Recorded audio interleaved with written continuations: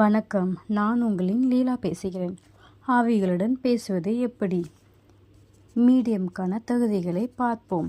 சுடுகாடு வழியே வந்தவர்கள் அன்று ஆவி உலக ஆராய்ச்சி மையத்தின் உள்ளே நுழைய அனுமதி அளிக்கக்கூடாது. ஏனெனில் சுடுகாடு இடுகாடு வழியே வந்தவர்களின் உடல் அதிர்வுகளின் மிகவும் மோசமான மாற்றங்கள் ஏற்பட்டு இருக்கும்.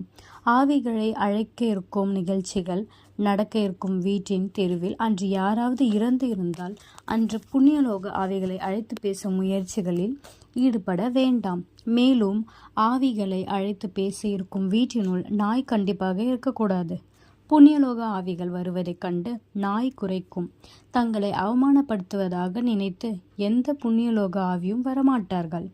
அப்படியே வீட்டில் நாய் வளர்க்கப்பட்டால் நிகழ்ச்சிகள் முடியும் வரை நாயை தெருக்கோடியில் விட்டு வைப்பது நல்லது. மீடியமாக பயிற்சி பெற இருப்பவர் முதல் நாள் மாலையில் 10 முதல் 30 நிமிடம் தியானம் செய்வது மிகவும் நல்லது. தியானம் என்பது மனதை ஒரு நிலைப்படுத்தும். அவர் வணங்கும் கடவுளை நோக்கி தியானம் அமைய வேண்டும். முதலில் மனதை ஒரு நிலைப்படுத்தி தியானம் செய்வது மீடியம் கடினமாக தோன்றினாலும் பழக பழக 1 ஆண்டு காலம் கூட ஆகலாம். ஒருமுகப்படுத்தப்பட்ட தியானம் எளிதாகிவிடும். இப்படி தியான பயிற்சி பெற்றிருப்பதால் நல்ல உயர்நிலை புண்ணியலோக ஆவிகள் எளிதில் வந்து ஐக்கியமாகிறார்கள். இது எங்களது அனுபவம். எங்கள் மையத்திற்கு ஒரு முறை திருத்துறை சுப்பிரமணி என்னும் அன்பர் வந்தார். இவர் இத்துறை ஆர்வமுள்ளதாகவும் தானும் ஒரு மீடியமாக விரும்புவதாகவும் கூறினார். இவர் காலை மாலை இரு வேளைகளிலும் சுமார் 30 நிமிடங்கள் தியானம் செய்வதாக கூறினார்.